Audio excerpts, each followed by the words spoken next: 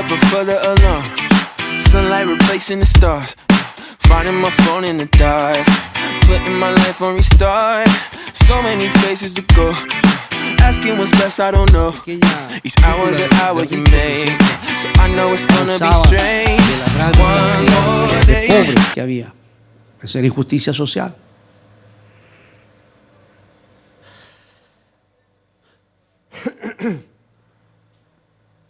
Las clases sociales, la clase media no existía. O era rico o era pobre. Jesús nació en medio de una nación oprimida por un imperio, que era el Imperio Romano. El Imperio Romano se impuso en el mundo entero a través de la fuerza de su ejército, avasallando, matando a fuerza de espada y sangre. Y así fue igualmente, ¿no es cierto?, en Israel, la tierra de Jesús. Injusticia. Existía la moral en el tiempo de Jesús. Era, hablamos, ¿no es cierto?, del contexto completo, del Imperio Romano, de lo que era la moda en aquel tiempo. Era totalmente desenfrenado. El pueblo de Israel marcaba cierta diferencia, pero en el imperio, en Roma, en donde posteriormente se predicaría el Evangelio por todo el Imperio Romano, la moral sexual, ética de la gente estaba totalmente pervertida. Cuando nosotros leemos las cartas de Pablo, y Pablo, ¿no es cierto?, habla de cómo era la gente en ese tiempo. Y nos revela, ¿no es cierto?, cuál era el carácter de la moralidad. Por ejemplo, para un aristócrata romano era normal tener su esposa, su amante y un siervo y un esclavito, ¿no es cierto?, un jovencito, para su satisfacción sexual. Y eso era lo normal.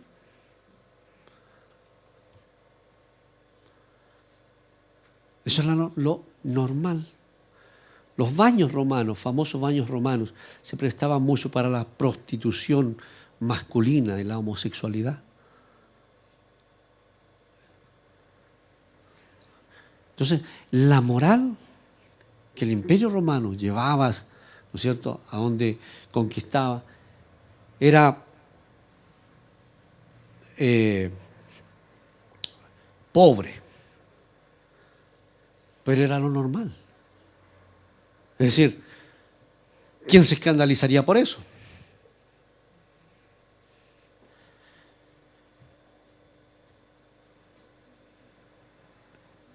Por ejemplo, también existía, para que no, estos son solamente algunos unos tips, así, unos flechazos, unas pequeñas luces para que nos demos cuenta más o menos cómo pensaban, cómo la gente vivía antes que Jesús viniera. La posición o el lugar de la mujer en la sociedad era un lugar de segunda clase. Los niños no eran considerados personas. La mortalidad infantil era tremenda. Hay una famosa carta de un centurión romano a su esposa, que está embarazada, está esperando, ¿no es cierto?, un bebé, ¿no? Y le dice, mira, cuídate bien, te quiero mucho, te amo mucho, bla, bla, bla, bla, bla. Dice, cuida mucho a nuestro bebé. Mira, le dice si es un varoncito, bueno, qué bueno. Pero si es mujer, se usó una palabra que ahora se me fue, pero en palabras simples, bótala. Y lo que hacían efectivamente era ir a dejar los bebés no deseados, nacidos en basureros, ¿no? En vertederos, para que, qué sé yo, los animales se lo comieran. Ocurría también que personas inescrupulosas, ¿no es cierto?, los tomaban a los niños, estos abandonados, y los criaban para su provecho y prostitución. O les quebraban, ¿no es cierto?, sus huesitos para que crecieran torcidos y usarlos como mendigos. Y eso era normal.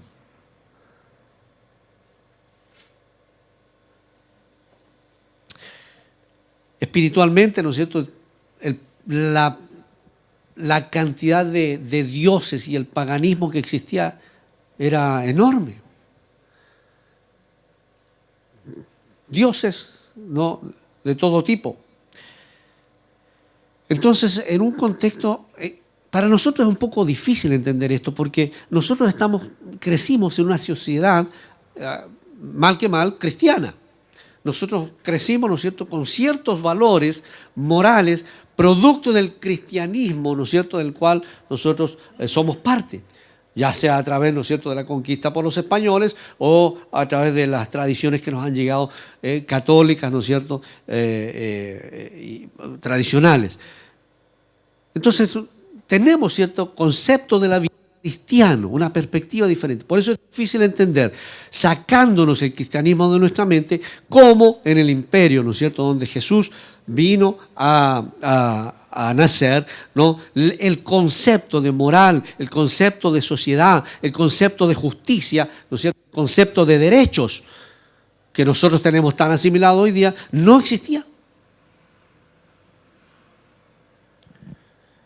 Y en ese contexto es donde Jesús viene a decir: yo he venido para que tengan vida y para que tengan en abundancia,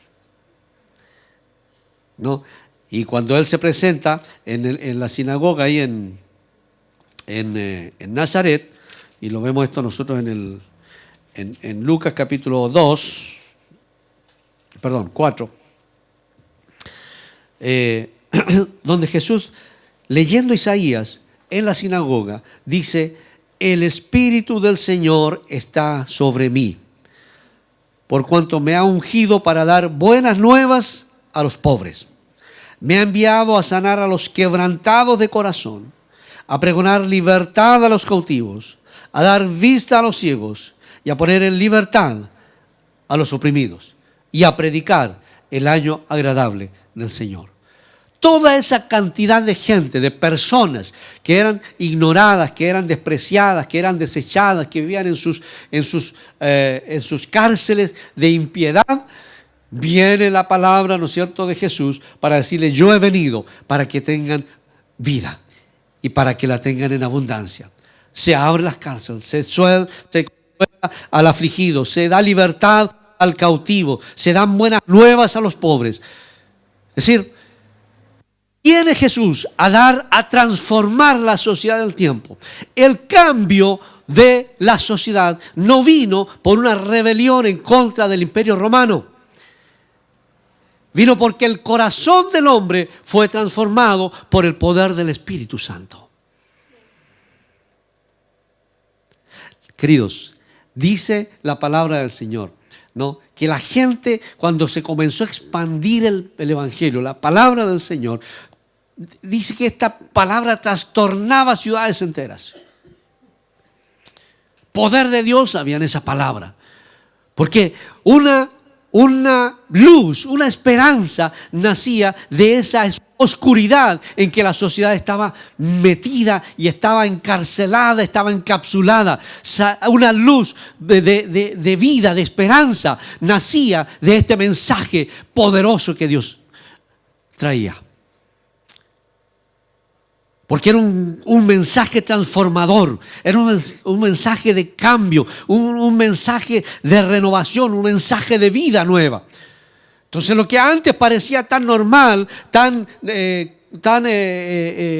aceptado, ¿no es cierto?, socialmente, por la palabra de Dios, por el Evangelio de Jesucristo, transformando los corazones, comenzó a verse como algo que no debía ser.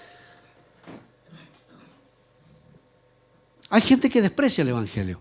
Hay gente que dice, es que estos canutos están ahí metidos en las iglesitas, ¿no es cierto?, cantando cancioncitas. No, nosotros estamos en la lucha, estamos, ¿no es cierto?, en la lucha social, estamos en la lucha política, los cambios, que la sociedad, que esta pobre nación. Basura. Si el mundo cambió, fue por el poder de la palabra de Dios. Por el Evangelio que gente como usted y como yo comenzaron a predicar desde los tiempos del apóstol Pablo. Hay gente que desprecia el Evangelio. ¿Y estos canutos qué hacen? Ahí están metidos en sus iglesias, hagan algo. Porque la ignorancia los consume.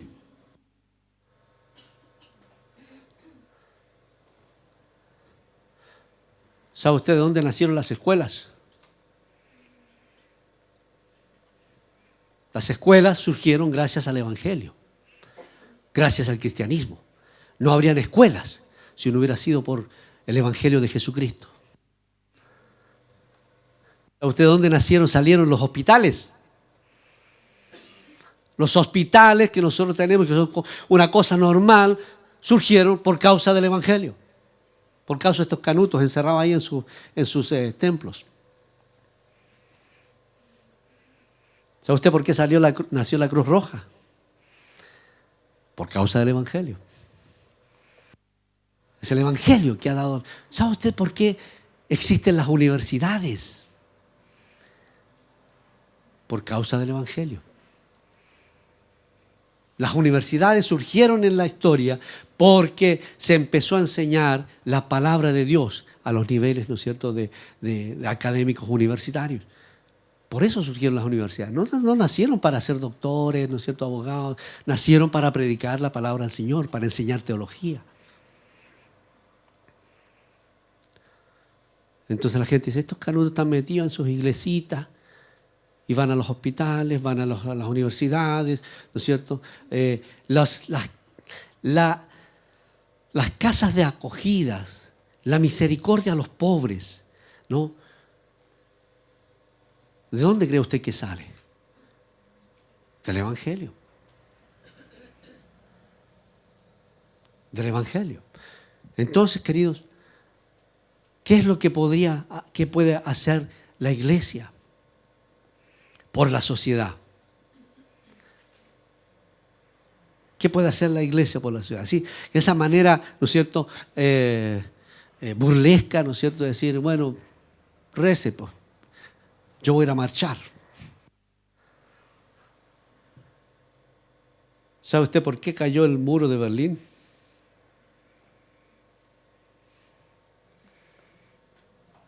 El muro de Berlín, para los más jóvenes, ¿no es cierto?, que no saben la historia, no, hacía una separación entre el mundo libre, cristiano, y el mundo comunista, ateo, en la ciudad de Berlín. Era un símbolo, ¿no? Y ese símbolo cayó el año 1989, por lo que me acuerdo, ¿no? Porque hubo una revolución. Y se echó abajo el muro. Lo que no sabe mucha gente es que muchos líderes y cristianos se pararon frente a ese muro y oraron para que ese muro cayera. Y con él cayó todo el comunismo, ¿no? Una ideología atea que desprecia a Dios, que desprecia la Biblia, que desprecia al cristiano, que persigue y que mata cristianos. Esa ideología, ¿no es cierto?, fue derrotada por la oración, del pueblo de Dios. Entonces, queridos, los cambios políticos no van a significar mucho para nosotros. El cambio para el hombre y para la nación viene cuando Dios toca el corazón, cuando Dios toca el alma, ¿no?, del necesitado, del afligido, del dolido. Por eso es que nosotros hacemos iglesia, hermanos. Por eso nosotros predicamos el Evangelio. Por eso predicamos, ¿no es cierto?, y preparamos líderes para que la palabra del Señor toque a uno más, toque a alguien más, salve a uno más. Y uno más que sea bendecido, uno más que sea rescatado, la nación va siendo rescatada. Eso es lo que podemos hacer. El cambio no viene por el cambio político, no viene por el cambio económico, viene por la obra de Dios a través de la iglesia. Entonces, si realmente, ¿no es cierto?, queremos hacer algo, ¿no es cierto?, por nuestro país, por nuestra nación, por nuestra sociedad, bueno, pongámonos de rodillas, comencemos a orar y comencemos a predicar la palabra del Señor, porque el poder de Dios es el único que toca el corazón, que transforma la vida. El poder de Dios es el único que hace cambios en nuestra sociedad. Todo lo que Dios, lo que nosotros conocemos como cultura occidental, viene con el fundamento de la palabra del Señor. Así que reza. Tú reza. Hermanos, eso es lo que estamos haciendo ahora.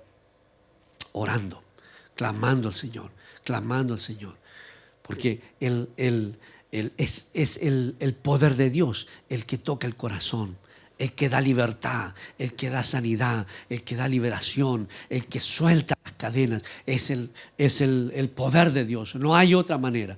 Por eso estamos orando. Por eso llevamos 63 días orando, ¿no? Y a partir, creo, de mañana, los pastores de esta ciudad se van a comenzar a reunir en la primera iglesia bautista a las 5:30 de la mañana para orar por nuestro país.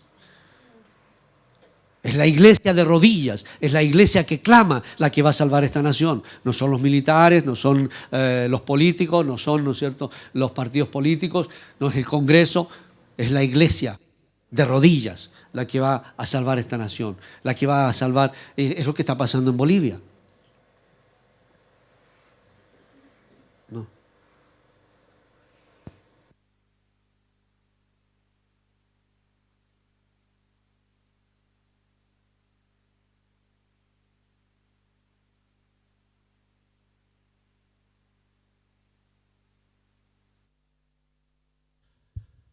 Ya, ahí está.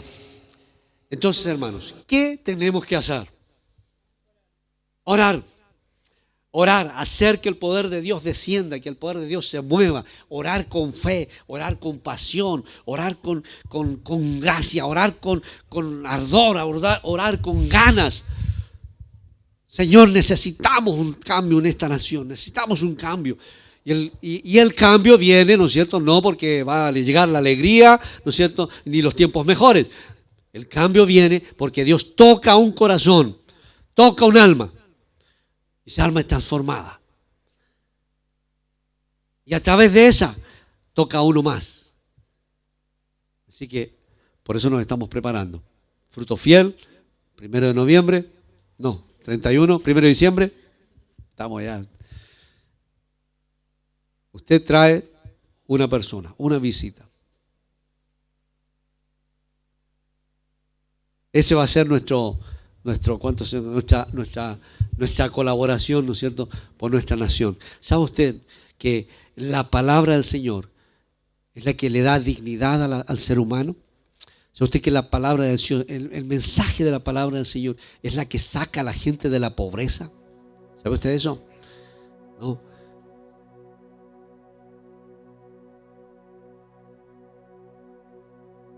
El cristiano que conoce al Señor sale de la miseria y sale de la pobreza. No le estoy diciendo que el Señor lo va a hacer rico. Capaz que sí, no lo sé. Pero que va a salir de la miseria y que va a salir de la pobreza, va a salir. Porque el borracho que se gastaba toda su plata en emborracharse, llegaba a casa, ¿no es cierto?, golpeando a su señora, la pobre vieja ahí, ¿no es cierto?, con los niños, con la chorrera de niños, ¿no es cierto?, tratando de alimentarlos con lo que le daban los vecinos. ¿no? Cuando se convierte al Señor, ese borracho comienza a trabajar. Y lo que se gastaba en trago lo gasta en su familia. Y la familia comienza a ser bendecida. Y la bendición de Dios llega a esa casa. Y su esposa ve el cambio en su marido y ella también se convierte. Y los hijos se convierten también. Y Dios llega a esa casa y transforma ese hogar y los saca de la miseria espiritual, les da vida eterna y los saca de la miseria económica. Eso no lo va a hacer ningún gobierno. No lo va a hacer ningún partido político, no lo va a hacer ningún senador, ningún congresista. Lo hace Jesucristo con su poder. Entonces lo que nosotros tenemos que hacer es predicar la palabra del Señor. Es predicar la palabra del Señor. Es lo que nosotros tenemos que hacer, es compartir con otros lo que el Señor ha hecho en nuestras vidas. Es nuestro aporte a la sociedad. Y capaz que el Señor tiene algo para usted. Tiene un ministerio. Usted dijo, yo tengo un llamado para los drogadictos. Quiero poner una casa para drogadictos. Y usted va a tener un ministerio de restauración. O para ancianos, o para, qué sé yo, niños con enfermedades graves. Y usted va a hacer, no porque le nació, sino que porque Dios puso en su corazón hacer algo más, ir por una segunda milla.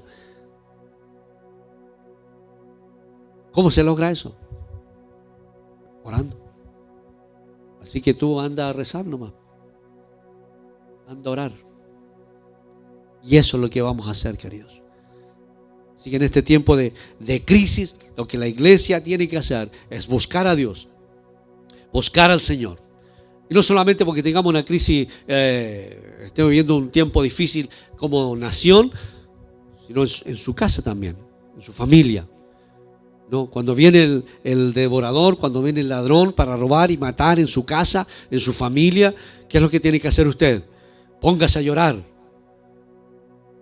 Póngase a llorar, ahí a reclamar y a reclamarle a Dios. Eso es lo que tiene que hacer. Amén.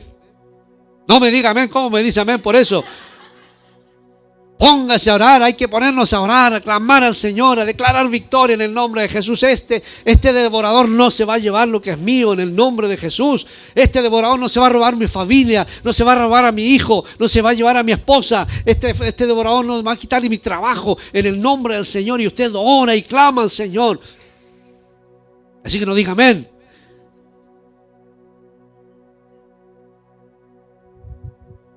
No es para llorar. Es para guerrear, es para pelear en el nombre del Señor.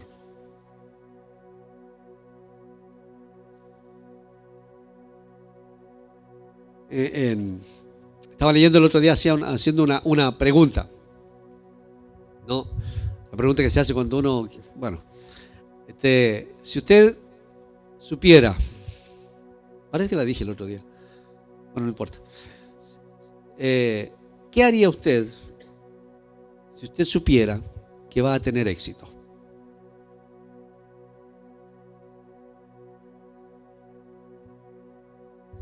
Entonces algunos dicen, yo pondría un negocio, ¿no es cierto? Yo estudiaría algo, ¿no es cierto? Yo me atrevería a hacer un no sé qué cosa, ¿no? Si ustedes le aseguraran el éxito en lo que va a emprender, ¿qué haría?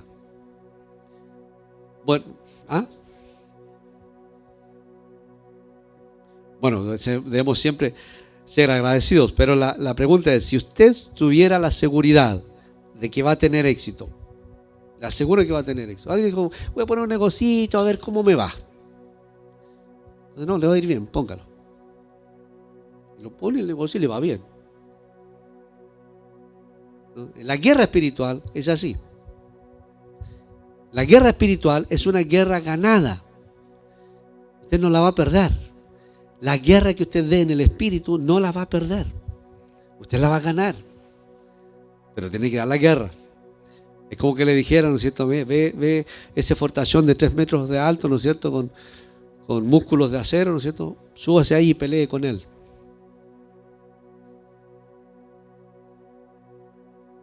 ¿Seguro? Súbase. Va a ganar. ¿En serio? Sí. Al segundo round este gigantón se va a echar al suelo y usted va a ser el ganador. Ahí sí, pues. Ahí me subo porque ya, como está compradito ya, está mojadito, así que me subo porque voy a ganar. La guerra espiritual es ganada, está ganada. La guerra espiritual se gana.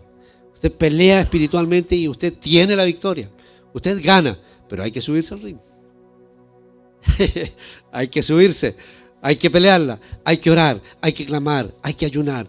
Entonces, queridos, lo que usted esté enfrentando en lo personal, en su familia, en su casa y lo que estamos viviendo como país, lo vamos a enfrentar en oración. Esta es guerra espiritual. Por eso la iglesia se está levantando en oración. Usted ha visto por ahí, no sé, videos, ¿no es cierto? Hay muchas iglesias que van a las plazas, van a los lugares públicos, están orando, se arrodillan, predican, oran y están allí. Bueno, eso es lo que hay que hacer. Y así lo vamos a ganar en el nombre del Señor. Y usted gane su propia batalla. ¿Qué batalla está dando usted? No se lamente más, no llore más, no se queje más. Póngase de rodillas, póngase en oración, póngase en ayuno al Señor, póngase en clamor al Señor.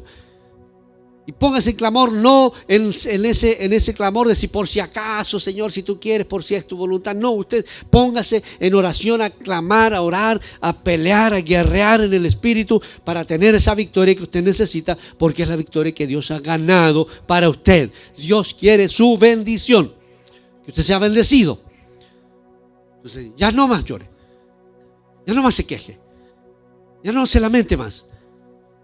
Si quiere ganar, suba al ring, dé la batalla, doble sus rodillas, póngase delante del Señor, comprométase con el Señor. Señor, yo voy a hacer un ayuno de oración, un día voy a ayunar. No ese ayuno, ¿no es cierto? Voy a ayunar entre las 9 y las 12 y después de la 1 a las 6. No, ayuno, ¿no? Comprométase con el Señor y Dios nos va a dar la victoria. Amén. Hay esperanza en el Señor, queridos. Vamos a tener un tiempo de oración. Cierre sus ojos e incline su rostro al Señor. Yo quiero pedirle que ponga esa batalla que usted está librando, su batalla personal, ya sea por una decisión que tiene que tomar, ya sea por una situación que está viviendo, ya sea por una crisis que va a enfrentar o que está enfrentando, por una enfermedad que se le diagnosticó, ¿no? Esa situación, póngala en las manos del Señor. Así como pusimos nuestros países en oración por las crisis que están viviendo, usted tiene algo que decirle al Señor. Y dígale al Señor: Señor, yo quiero poner mi vida en tus manos. Quiero poner esta crisis, Señor, o esta decisión, este examen médico. Quiero poner estas deudas. Quiero poner, Señor, delante de ti estos pasos a seguir, esta empresa que quiero comenzar. Quiero poner delante de ti, Señor, mis decisiones, mis crisis. Si usted ha venido con cargas, déjeselas, Señor. No se las lleve de vuelta a casa. Ya está aquí. Dígale: Señor, toma esta carga, toma esta presión, toma estas dificultades que tengo en mi trabajo. Señor Jesús, toma estas necesidades que tengo, Señor, estas deudas, Señor, a veces problemas familiares, discusiones en el hogar, falta armonía, hay conflictos entre la familia. No se lleve esa carga de vuelta a casa. Déjela a los pies del Señor. Voy a hacer una oración. Usted quiere dejar una carga delante del Señor, levante su mano y yo voy a orar por usted, por su carga, en el nombre del Señor. Amén, amén. Levantar su mano es un acto de fe y decirle: Señor, yo te voy a dejar mi carga aquí. Amén, amén. Gloria al Señor por sus manos levantadas. Crea, tenga fe en el Señor. Hoy esa carga de sobre su vida, el Señor la va a tomar. Y dígale al Señor: Señor, te dejo mi carga. No sé qué será mañana. No sé qué va a suceder. No sé qué cosa vas a hacer tú. Yo te dejo este problema. Te dejo esta aflicción, esta preocupación en tus manos. Desde hoy comienzo a confiar en ti. Señor, en el nombre de Jesús oramos por cada mano que se ha levantado en esta mañana. Oramos, Señor, en el nombre de Jesús por cada carga, cada aflicción, cada problema, cada dificultad.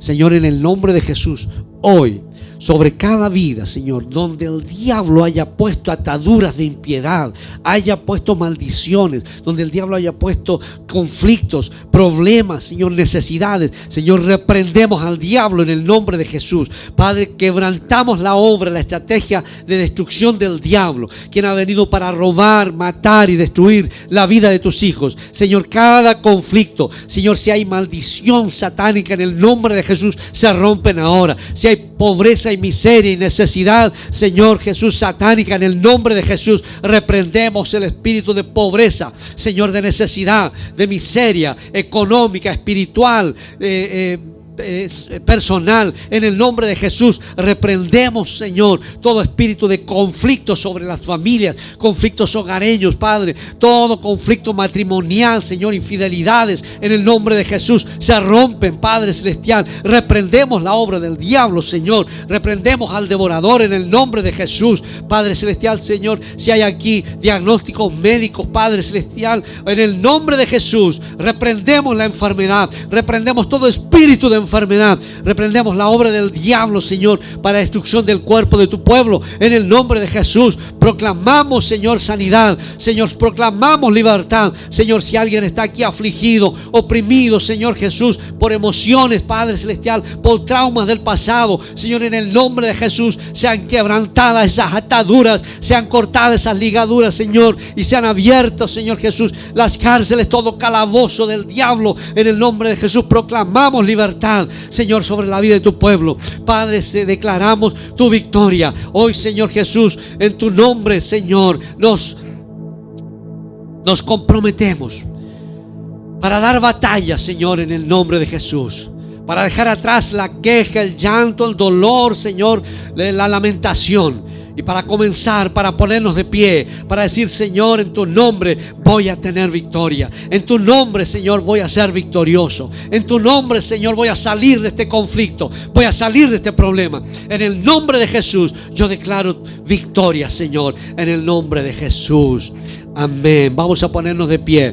Usted va a declarar conmigo en el nombre de Jesús. Diga después de mí: en el nombre de Jesús. En el nombre de Jesús. Con más convicción. En el nombre de Jesús.